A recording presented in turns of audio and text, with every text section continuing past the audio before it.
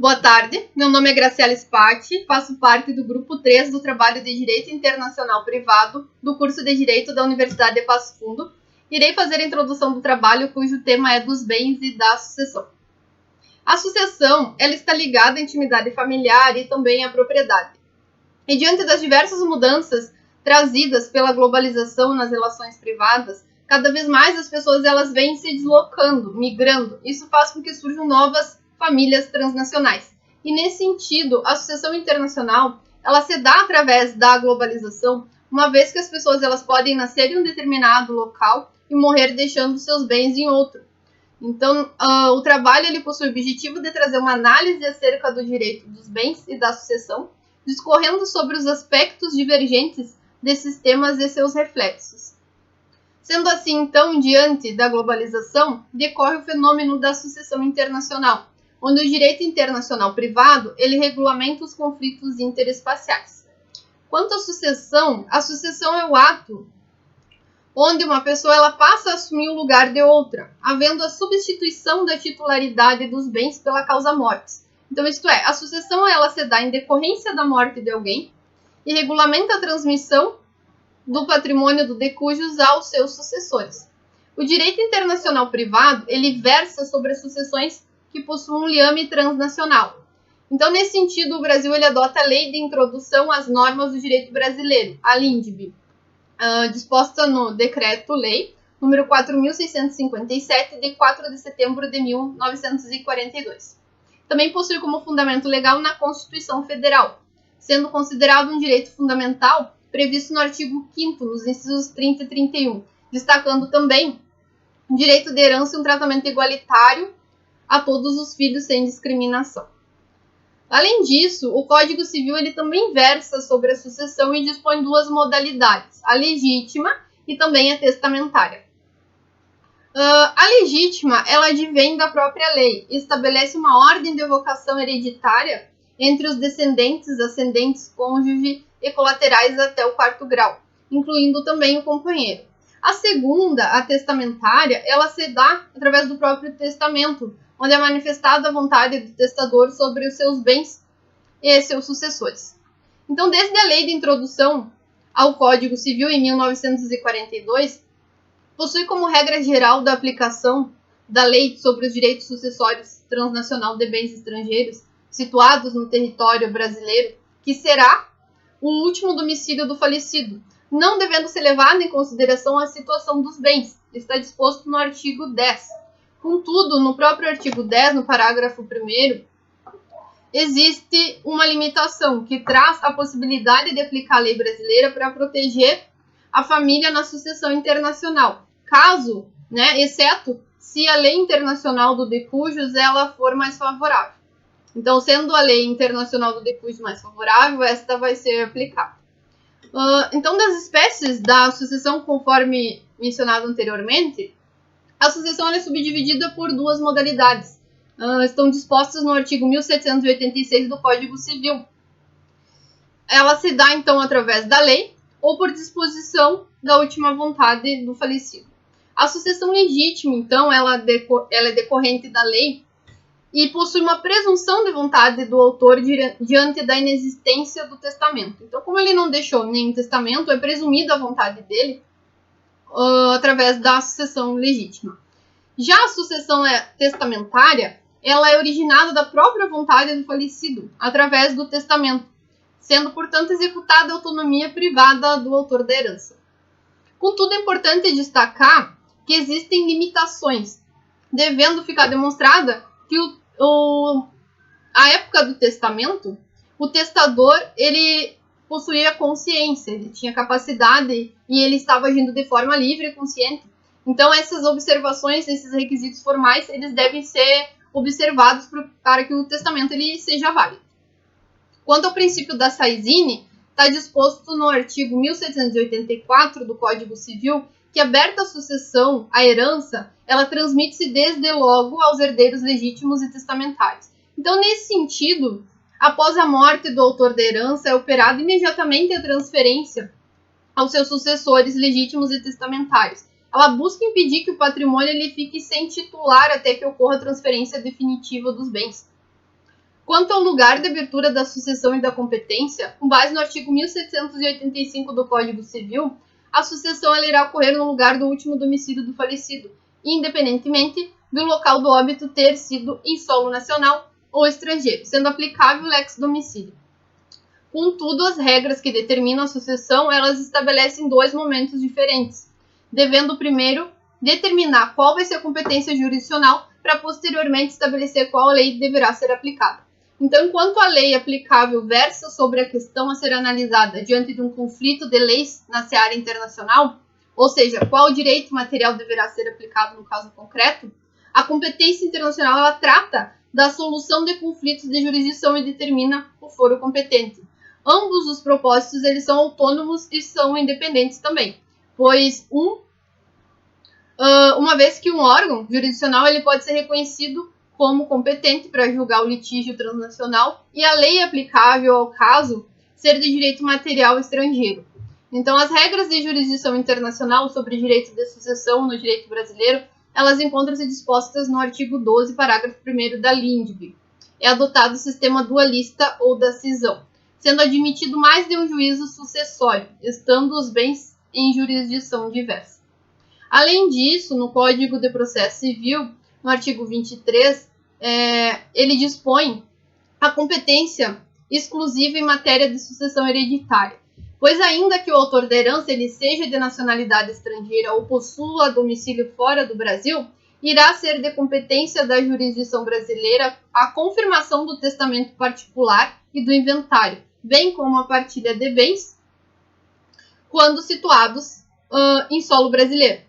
Então, sendo assim, o testamento particular, celebrado no exterior, ele estará sujeito à jurisdição brasileira, enquanto os demais, tanto público ou cerrado, aprovados por tabelião no exterior, não. Esses não estarão sujeitos à jurisdição brasileira.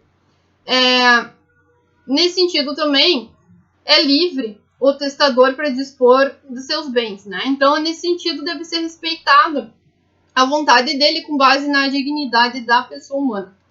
Quanto ao herdeiro, referente à legitimidade para a sucessão, deve ser observada a lei brasileira, com base no Código Civil, tendo como primazia os descendentes. Então, nesse sentido, destaca-se o direito do nascituro, disposto no artigo 1798 do Código Civil, e também dos que ainda não foram concebidos, disposto no artigo 1799, inciso 1º do Código Civil.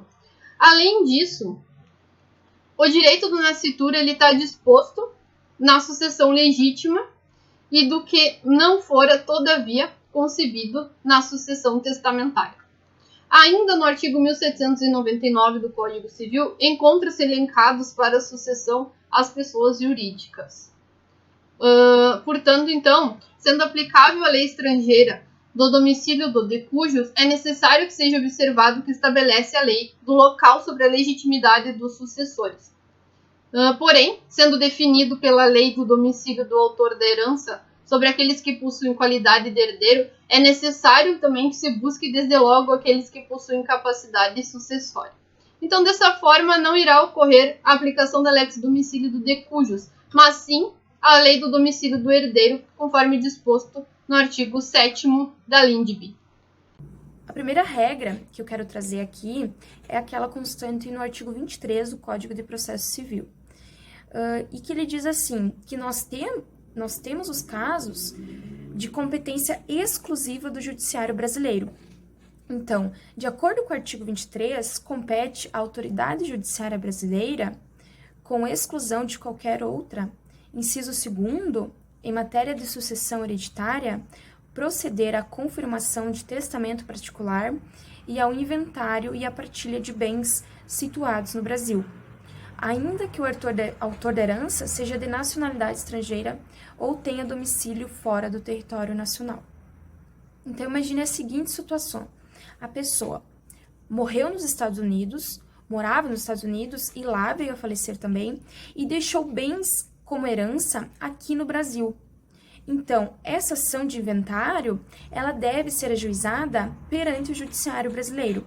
O Judiciário brasileiro ele tem competência exclusiva para analisar essa sucessão em relação aos bens aqui situados no Brasil, ok? Então, chega essa sucessão de inventário aqui no Judiciário Brasileiro, qual a lei aplicável a essa sucessão? Com base em qual lei que o juiz brasileiro deverá fundamentar a sua análise? A regra geral em matéria de sucessões nós encontramos no artigo 10, caput da LINDB. Lá consta a seguinte redação: que a sucessão por morte ou por ausência obedece à lei do país em que o domiciliado, o defunto ou desaparecido, qualquer que seja a natureza e a situação dos bens. Então, voltando no meu exemplo, a pessoa tinha domicílio nos Estados Unidos e lá morreu. Só que ela deixou bens situados no Brasil. Nós já sabemos que essa ação de inventário, ela deve ser juizada no Judiciário Brasileiro. Mas o juiz brasileiro, ele deve fundamentar a sua análise de acordo com a lei do país do último domicílio do de cujos, que foi aquele que morreu. Então, se a pessoa morava nos Estados Unidos, o juiz brasileiro deve analisar essa sucessão de acordo com a lei dos Estados Unidos. Então, a lei dos Estados Unidos, no nosso exemplo, vai fornecer algumas informações importantes para o meu juiz, para o nosso juiz aqui do caso. Quais são os herdeiros, então? Quem são os herdeiros? Qual a participação de cada um dos herdeiros na herança? Essas informações, o juiz brasileiro, ele deve analisar, ele deve verificar de acordo com a lei do país do último domicílio do de cujos. Então, essa é a nossa regra geral em matéria de sucessões, de acordo com o artigo 10, caput da LINDB. Só que nós também temos uma regra especial que está indicada no artigo 10, parágrafo 1º da LINDB e também está indicada no artigo 5º, inciso 31 da Constituição Federal. O artigo 10º, parágrafo 1º, ele diz o seguinte: a sucessão de bens de estrangeiros situados no país será regulada pela lei brasileira em benefício do cônjuge ou dos filhos brasileiros, ou de quem os represente, sempre que não lhe seja mais favorável a lei pessoal do de cujos. Aqui nós temos uma regra especial. Quando que nós aplicamos essa regra especial? Alguns requisitos devem estar presentes para que eu possa aplicar a regra especial. Quais requisitos são esses? Primeiro, a pessoa que morreu, o de cujos, era estrangeiro. Esse de cujos deixou bens situados no Brasil. Além disso, ele deixou cônjuge ou filhos brasileiros. E nesse caso, qual a lei aplicável? Bom, nós temos que verificar qual é a lei mais favorável aos herdeiros brasileiros. Tomem muito cuidado, porque nem sempre a lei mais favorável ao herdeiro brasileiro será a lei brasileira. Então, quais as leis que eu devo comparar para verificar qual delas é a mais favorável? Bom, eu tenho que verificar primeiro a própria lei brasileira, eu devo verificar também a lei do país de domicílio do de cujos, e a doutrina também entende que eu devo verificar a lei do país de nacionalidade do de cujos. Então, eu faço uma comparação e verifico, dentre essas leis, qual é aquela mais favorável ao herdeiro brasileiro, ao cônjuge ou filho brasileiro. Então, é uma regra especial que nós temos aí em matéria de sucessões. Mais uma vez, tome muito cuidado, neste caso, nem sempre será a lei mais benéfica, mais favorável, a brasileira, a favorável ao herdeiro brasileiro. Então, nós devemos verificar, dentre as leis possíveis, qual é aquela mais favorável. Então, essa é uma regra especial referente à sucessão de bens de estrangeiros no Brasil. A questão da competência continua a mesma. Então, se essa pessoa que morreu deixou bens no Brasil, o inventário deverá ser ajuizado no Brasil em relação aos bens aqui localizados. O que vai mudar nesse caso é a lei aplicável, que tem que ser a lei mais favorável ao herdeiro brasileiro, né? Se nós tivermos aí cônjuge ou filhos brasileiros envolvidos na história.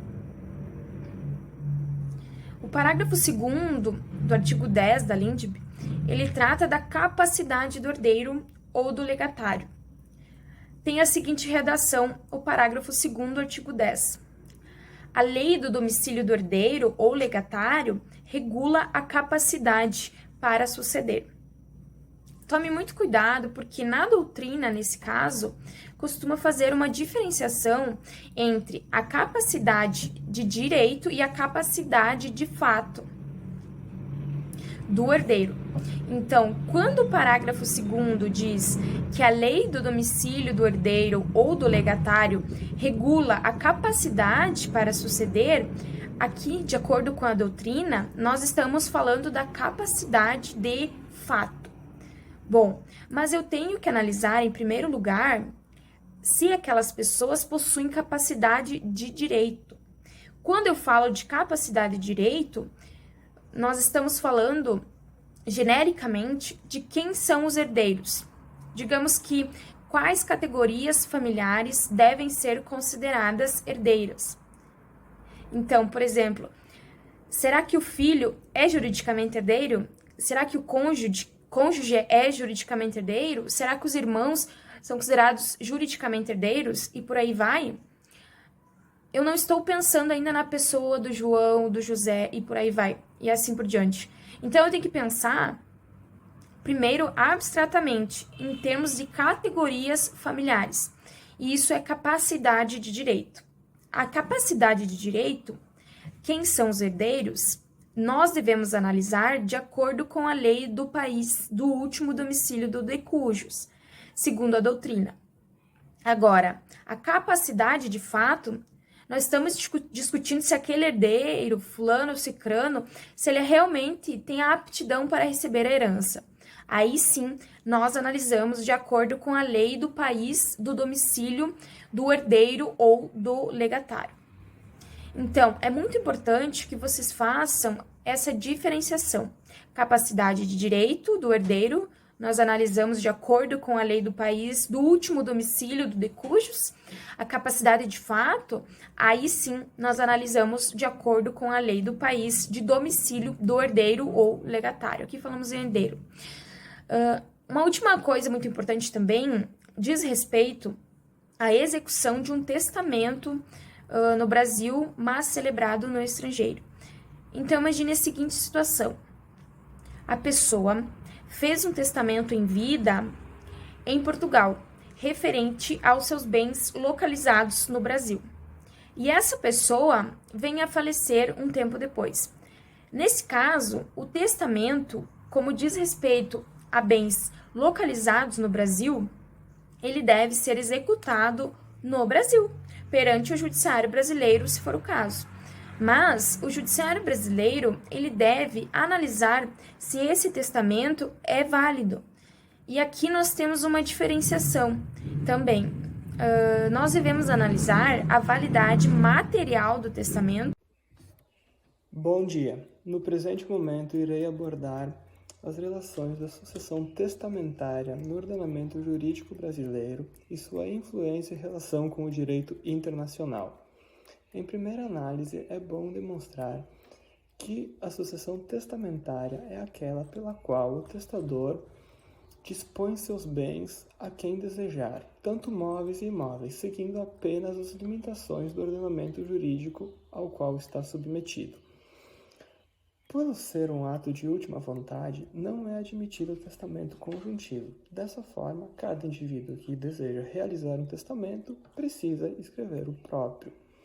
No Brasil, são admitidas diversas formas de testamento, sendo as tidas como mais normais, que seriam o público, o cerado e o particular, sendo o público aquele escrito por tabelião em livro próprio com duas testemunhas, que está previsto no artigo 1864 do Código Civil, o cerado, que é feito pelo testador a seu rogo e aprovado pelo tabelião, previsto no artigo 1868 do Código Civil, e o particular, que é escrito de próprio punho pelo testador ou por processo mecânico.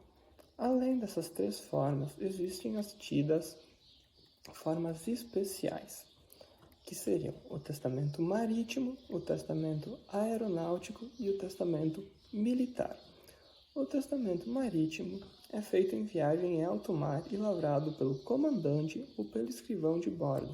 O navio não deve estar atracado no porto, pois caso esteja, se entende que a pessoa que deseja testar poderia sair do navio e o fazer pelas vias ordinárias. Está previsto no artigo 1888 do Código Civil. O testamento aeronáutico segue disposições semelhantes ao testamento marítimo.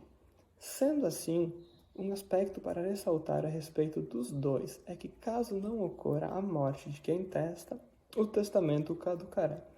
O testamento aeronáutico está previsto no artigo 1890 do Código Civil. Além desses dois, existe o testamento militar, que é aquele realizado em casos de guerra, perante 2 ou 3 testemunhas, podendo ter o comandante entre elas. Em situações especiais em que o testador está ferido, pode ser feito oralmente o testamento. O referido testamento caducará caso nos 90 dias seguintes o testador possa testar de modo ordinário.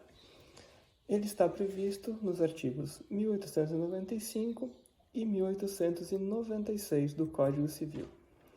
Do direito aplicável ao testamento, quando envolve ordenamento internacional, se tem a previsão no artigo 18 da LINDB, que quando o indivíduo está situado em outro país, as autoridades consulares podem lavrar seu testamento. Dessa forma, o referido testamento será submetido às normas do direito brasileiro, sendo assim público.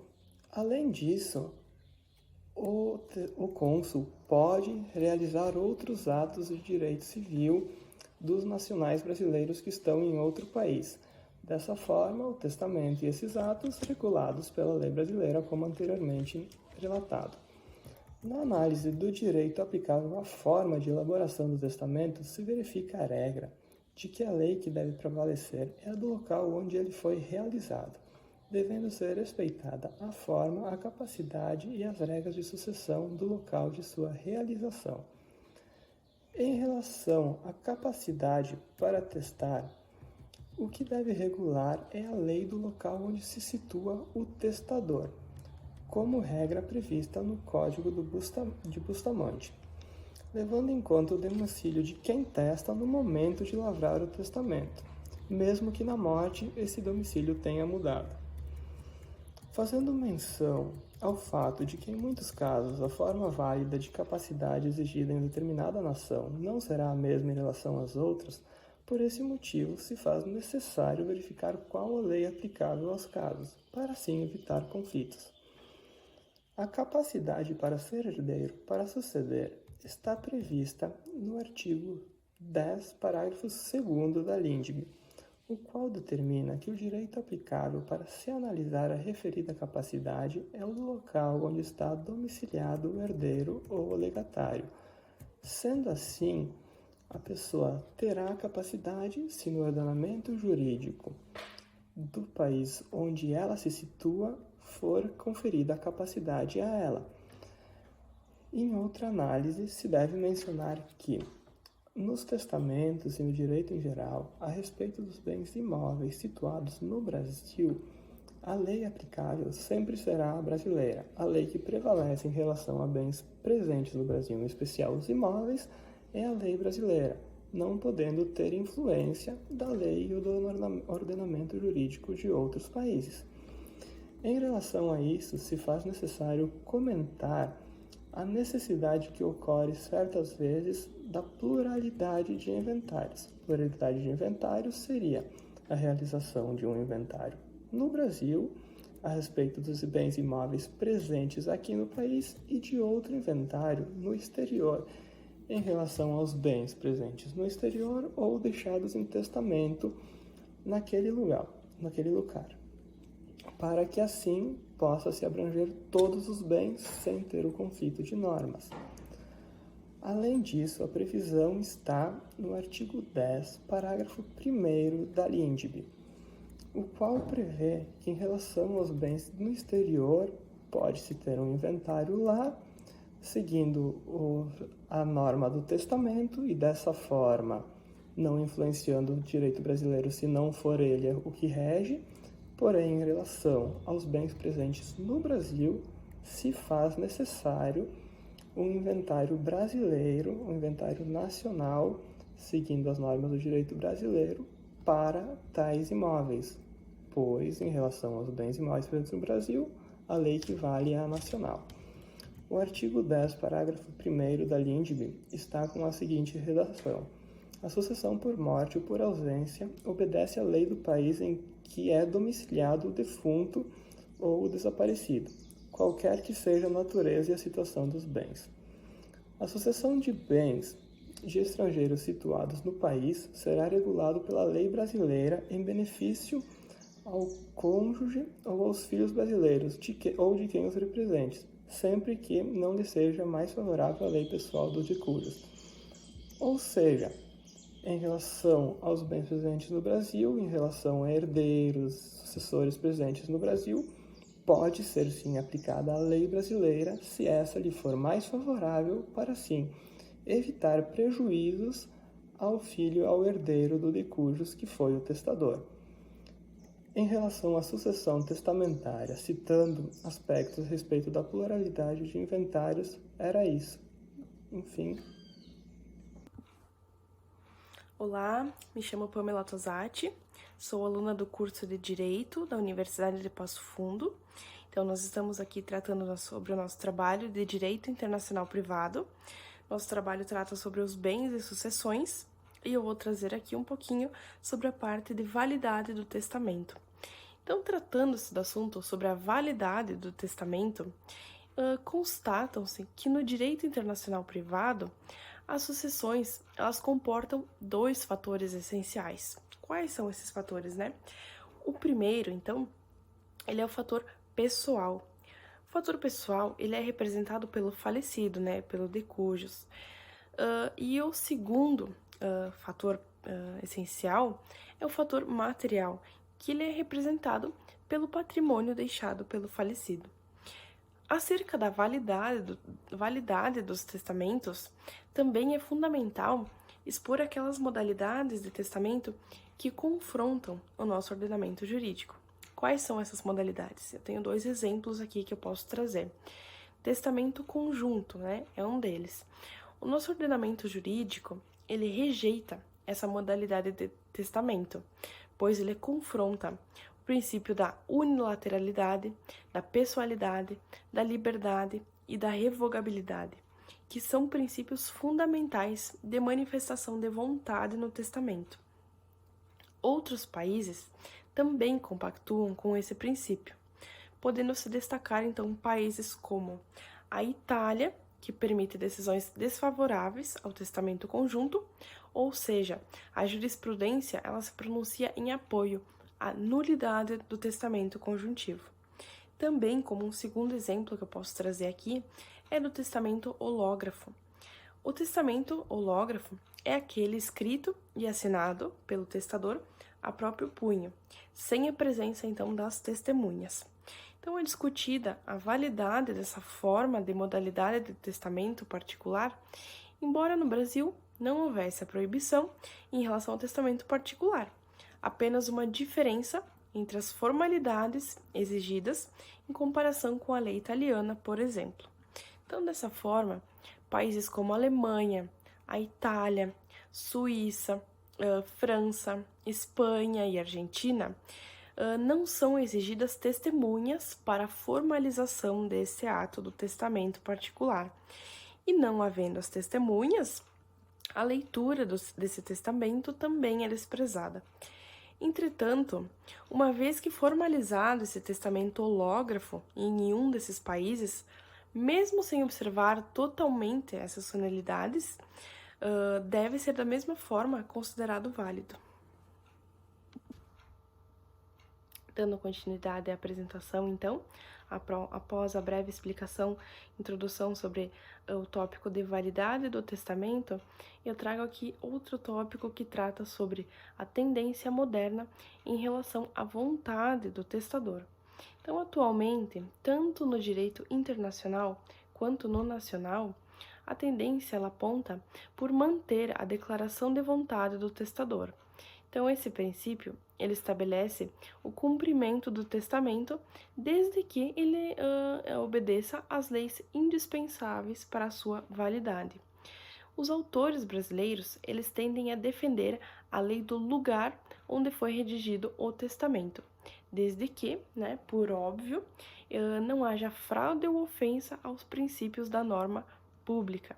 Contudo, há também a possibilidade de o testador ele adotar a nacionalidade, afastando então o princípio da locus regit actum, que é o que a gente tratou, que é o princípio segundo o qual a forma extrínseca ou relativa à prova dos atos jurídicos deve ser regida pelas leis do lugar onde eles se celebram, qualquer que seja a nacionalidade dos estipulantes. Então, ele afasta a questão da nacionalidade e esse princípio da locus regit actum considera as leis do lugar onde foi celebrado. Acerca disso, pode-se mencionar a Convenção de Haia de 1960, mais especificamente no seu artigo 9º, que estabelece que o testamento seja considerado válido desde que ele obedeça à lei do local do ato, à nacionalidade do testador, do domicílio do testador, da residência habitual do testador e da situação dos bens imóveis. Já considerando a jurisprudência, essa ela deu preferência à vontade do testador, sempre que possível. Dessa forma, disse que seria aplicável ao testamento o princípio da instrumentalidade das formas, sendo esse o princípio orientador do direito processual. Outro tópico importante, outra questão importante aqui que a gente pode tratar são sobre os pontos de divergência entre os direitos brasileiro, luso e espanhol. Então, constatam-se diferenças entre a jurisdição de direitos entre brasileiros, luso e espanhol. Sobre essas diferenças, nós podemos mencionar as seguintes tratativas. Então, alguns exemplos de diferenças aqui. Segundo o direito civil português, são incapazes de testar os menores emancipados, sendo que, na lei portuguesa, esta considera estes capazes, e somente é permitida a emancipação pelo casamento. Assim sendo, será nulo o testamento de pessoa lusitana, que é a que nasce ou habita em Portugal, se não forem considerados estes preceitos. Ademais, o Código Civil Espanhol, no seu artigo 663, ele se refere à capacidade para dispor de testamento. Ou seja, nesse artigo são estabelecidos quem são as pessoas que podem dispor de testamento. Nesse sentido, a lei prevê que poderá testar aquele maior de 15 anos, por exemplo. Considerando, essa questão, o testamento formalizado por pessoa dessa idade poderia ser executado no Brasil? Então, esse questionamento é bem importante e a resposta é não. Ao entendimento brasileiro, embora respeite o aspecto material da capacidade para atestar, segundo a Lex Domicilii, considera-se que a lei espanhola confronta a ordem pública interna. Outro sim, também há diferença entre o cálculo do patrimônio. Outra diferença, é em relação ao cálculo do patrimônio entre o Brasil e a lei portuguesa. Enquanto no direito brasileiro, no seu artigo 1846 do Código Civil, ele estabelece que pertence aos herdeiros necessários de pleno direito a metade dos bens da herança, constituindo a legítima. Já na lei portuguesa, prevê hipóteses em que se pode chegar a 2/3 do patrimônio. Segundo esse artigo, então, estabelece que a legítima do cônjuge e dos filhos, em caso de concurso, é de 2/3 da herança. Isso está, então, estabelecido no Código Civil Português, no artigo 2159 e no artigo 2161. E agora, então, para encerrar essa parte das apresentações sobre a validade do testamento, nós trazemos, então, um questionamento, aqui, que seria: qual a norma a ser observada para se conferir regularidade aos testamentos instrumentalizados no exterior. Então, qual direito aplicar nesse caso? No caso, então, de não haver uma norma específica que solucione o questionamento, é comum, então, a utilização daquele princípio chamado locus regit actum, para regularizar essa espécie de conflito. O princípio básico e a tendência mais moderna, então, ela preza sempre por preservar e adotar as disposições de vontade do testador. Então, ademais, também pode ser considerado como forma de validade de testamento as disposições estabelecidas lá na Convenção de Haia de 1960, mais especificamente no seu artigo 9º, já mencionado aqui anteriormente, que estabelece que a lei vigente do local em que o ato foi instrumentalizado pode ser, então, a lei nacional do de cujos, a lei do domicílio, ou a lei aplicável no lugar onde se situam, então, os bens imóveis. E, mais objetivamente, para solucionar esse questionamento, trazido pelo tópico tratado agora, está no nosso próprio ordenamento jurídico, mais especificamente no artigo 9º da LINDB, que dispõe que, para qualificar e reger as obrigações, deve ser aplicada a lei do país que se constituir. Então, esse artigo da LINDB traz uma resposta bem objetiva a essa questão. Primeiramente, então, bom dia, boa tarde ou boa noite, professora e colegas. Eu sou Ícaro Augusto Apolinário e vou dar continuidade na apresentação do nosso trabalho, então. Eu vou lhes apresentar um pouco sobre o ingresso das declarações de última vontade no Brasil e, posteriormente, fazer a conclusão do nosso trabalho, tá? Afinal, o que quer dizer o ingresso das declarações de última vontade?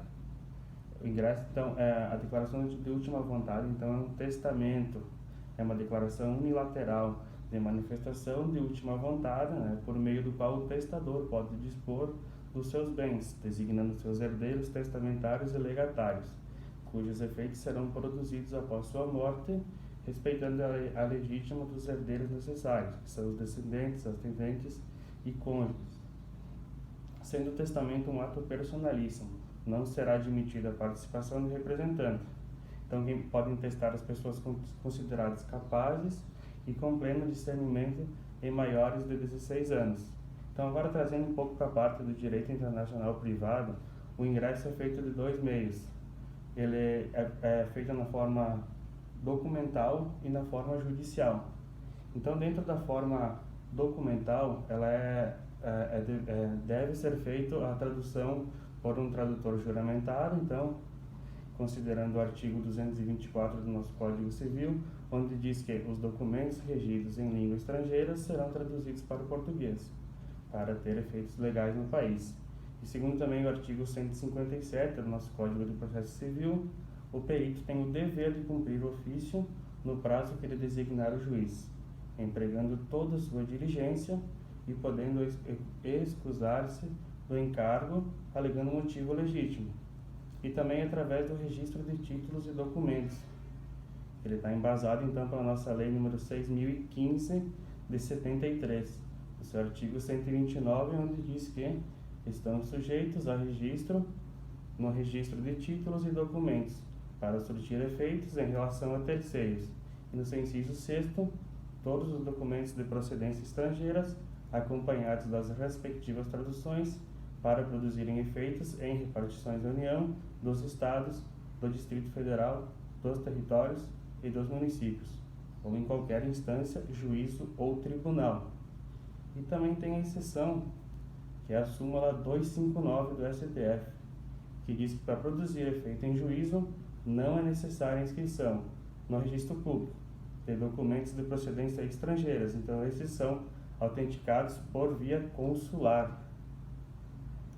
De outro modo, então, é perante via judicial, essa ainda que seja desnecessária a intervenção judicial estrangeira, determinando o cumprimento do testamento em seu território, realizado para que seja posteriormente homologado pelo STF, não há vedação legal por parte do direito brasileiro. A providência, mesmo que mesmo que a deixa recaia sobre bens aqui situados, muito pelo contrário, a jurisdição estrangeira sobre essa hipótese é reconhecida pelo nosso ordenamento, ao estabelecer competência internacional concorrente quando no Brasil tiver de se cumprir uma obrigação, segundo o Código de Processo Civil, o artigo 88, que diz que é competente a autoridade judiciária brasileira quando, no seu inciso 2º, no Brasil tiver de ser cumprida a obrigação. Então, todavia, não poderá a decisão estrangeira recair sobre inventário e partilha de bens localizados no Brasil, sob a pena de violação de competência internacional exclusiva da autoridade judiciária brasileira. Para conhecer e julgar esses casos, segundo o Código de Processo Civil em seu artigo 89, compete à autoridade judiciária brasileira, com a exclusão de qualquer outra forma, o seu inciso 2º, proceder a inventário e partilha de bens situados no Brasil, ainda que o autor da herança seja estrangeiro e tenha residido fora do território nacional.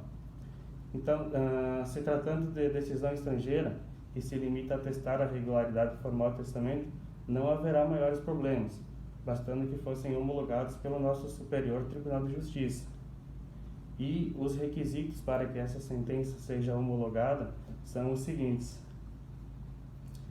haver sido proferida por um juiz competente, terem sido partes citadas ou haver ser legalmente verificada a revelia, ter transitado em julgado e estar revestida das formalidades necessárias para a execução no lugar em que foi proferida, estar traduzida por um tradutor juramentado e ter sido homologado pelo nosso Superior Tribunal de Justiça. E para não se estender, então, vou já finalizar a nossa apresentação trazendo um apanhado geral, aonde então a gente nota-se que a resolução de conflitos envolvendo então os direitos sucessórios com conexão internacional, a depender do caso concreto, poderá ser facilmente decidido, acima de tudo, quando há somente bens situados no Brasil, vez que a competência nesses casos será absoluta, aplica-se a lei brasileira, ou quando a lei pessoal do de cujos seja mais favorável ao cônjuge, aos seus filhos brasileiros, por ser uma questão fundamental de soberania. Nesta continuidade, quando diferentes bens estejam localizados em diferentes estados, principalmente bens necessários, se fará a abertura de inventário distintos, respeitando-se a lei interna de cada país. Então, aqui, de outra forma, existindo a sucessão por testamento, deverá ser inicialmente observada a vontade do testador, para serem verificadas as formalidades materiais e formais do ato, estando consolidado o entendimento na jurisprudência superior de cada testamento, não podendo ofender a ordem pública ou fraudar a lei, mitigando-se as formalidades do ato. Estas, a lei do local de formação, porém obedecendo-se critérios de eficácia para produzir efeitos no país. E um ponto totalmente relevante é a garantia constitucional da igualdade material, conferida a todos os brasileiros e estrangeiros situados no país, ressaltando-se a dignidade da pessoa humana, especialmente quando ao tratamento isonômico dado aos filhos, proibidas quaisquer designações discriminatórias relativas à filiação, portanto restrita ao magistrado em avaliar o caso concreto para aplicar ao direito brasileiro.